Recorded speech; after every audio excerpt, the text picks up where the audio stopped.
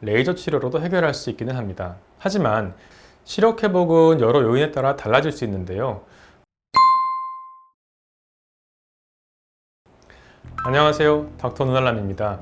망막박리 환자분들을 만나뵈면 다들 굉장히 불안하고 두려워하세요. 시력을 되찾지 못하진 않을지, 엄청 큰 수술을 해야 하는 건 아닌지, 수술을 많이 아픈지 등 걱정이 많을 수밖에 없을 거라고 생각합니다. 오늘은 망막박리 수술에 대해 환자분들이 걱정하는 부분과 많이들 궁금해하시는 내용을 가지고 와봤습니다. 망막박리란 망막이 제자리에서 떨어져 나간 상태를 말하는데요. 안구 안쪽에 벽지처럼 붙어서 카메라의 필름 역할을 하는 신경층인 망막이 어떤 원인에 의해서 벽지가 떨어지듯이 박리되게 되는 질환입니다. 초기에는 검은 점들이 보이기도 하고 진행하면서 커튼처럼 시야가 가려지고 중심 부위 황반 부위까지 박리가 진행하게 되면 시력이 갑자기 떨어지게 됩니다. 이러한 증상이 나타나면 빨리 안과를 가보라고 하는 이유도 이 때문인데요. 망막이 떨어져 있는 상태가 오래 지속될수록 망막이 다시 유착될 가능성이 낮아지고 수술 후에도 합병증이 발생할 확률이 높아져서 시력을 회복하기 어려워집니다. 그래서 최대한 빨리 치료를 받아야 망막을 제자리로 돌려놓고 시력을 유지할 수 있는데요. 치료를 하려면 대부분 수술이 필요할 수 있습니다. 만약 망막박리의 범위가 작고 주변부의 경계가 뚜렷하며 이 진행 속도가 느리다면 레이저 치료로도 해결할 수 있기는 합니다. 하지만 레이저로 고정된 부위가 제대로 자리 잡기 전에 망막박리가 레이저 경계를 넘어가게 되면 다른 부위에 열공이 발생하면서 망막박리로 이어질 가능성이 있고, 열공이 크거나 위치가 위쪽에 위치하게 된다면 이 중력 영향으로 급격히 진행할 수 있어서 수술이 권장되기도 합니다.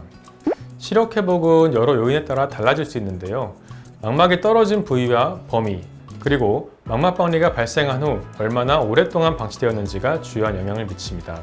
예를 들어 망막의 중심 부위인 황반 부위에서 박리가 일어났다면 시력 회복이 더 어려울 수 있고요. 반면에 주변부에서 박리가 발생한 경우에는 비교적 시력 회복이 더 잘 될 수 있습니다. 그러나 경험상 황반부에서 박리가 일어났더라도 응급으로 수술을 하게 된다면 시력이 꽤 많이 회복되는 것을 보았기 때문에 가장 중요한 것은 빠른 치료라고 말씀드리고 싶습니다. 수술 방법은 크게 공막 돌륜술과 유리체 절제술 이 두 가지로 나뉘는데요. 공막 돌륜술 같은 경우는 안구 밖에서 망막을 유착시키는 방법으로 주로 어리거나 젊은 환자들에게 적용을 합니다. 전신 마취가 필요한 수술로 주로 대학병원에서 시행되고 있고, 유리체 절제술은 망막에 떨어지면서 아래에 차있는 물까지 완벽히 제거할 수 있는 장점이 있습니다. 부분 마취로 할 수 있어서 요즘에는 환자분의 연령이 20대나 30대처럼 아주 젊은 경우가 아니라면 더 선호되고 있고요. 그래서 대개는 유리체 절제술을 시행하거나 이 둘을 병행해서 시행하기도 합니다. 유리체 절제술은 눈 안에 대부분의 공간을 차지하고 있는 유리체를 제거하고 망막을 다시 제자리에 붙이는 수술입니다. 유리체는 눈 안을 채우고 있는 투명한 젤 같은 물질인데요.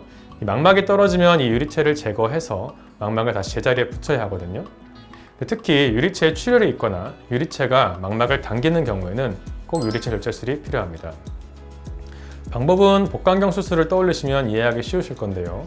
눈 흰자 부위에 아주 작은 구멍을 3개 정도 내서 그 안으로 수술 기구를 넣고 눈 속의 유리체와 흉터 조직을 잘라내고 제거합니다. 그리고 공기나 가스 혹은 실리콘 오일을 주입해서 안구 안쪽에서 망막을 유착시켜주게 되면 마무리가 되는데, 눈 상태에 따라 다르지만 보통 30분에서 1시간 정도 소요되는 수술입니다. 아무래도 눈은 특히 예민한 부위다 보니까 통증을 걱정하시는데, 안약으로 한번 미리 마취를 하고 주사로 또 2번째 마취를 하기 때문에 통증은 거의 없고요. 과거에는 수술 기법과 장비가 현재만큼 발달하지 않았기 때문에 더 큰 절개가 필요했고, 그로 인해 수술 후 흉터가 남을 가능성이 높았습니다. 하지만 현대의학의 발전으로 현재는 봉합도 필요 없을 정도로 작은 절개만 이루어지기 때문에 수술 후 흉터가 거의 남지 않습니다. 당연히 회복도 더 빠르고요.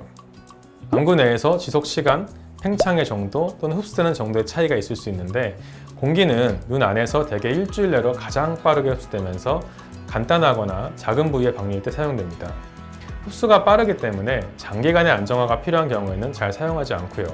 가스는 종류에 따라 다르지만 공기보다는 좀 천천히 2-3주에 걸쳐서 흡수가 됩니다.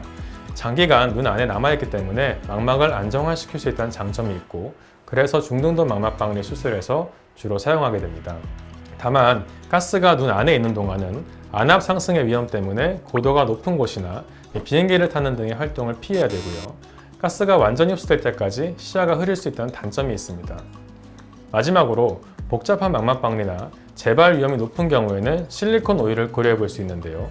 실리콘 오일은 눈 안에서 매우 안정적으로 유지되며 제거하기 전까지는 흡수되지 않습니다. 그래서 장기간 안정화를 필요로 할 때 효과적이고 가스와 달리 고도 변화에 영향을 받지 않는다는 장점이 있습니다.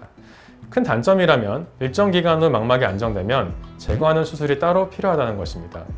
제거만 하면 되는 수술이긴 하지만 수술을 또 받아야 한다는 점에서 환자분께 부담이 될 수 있죠.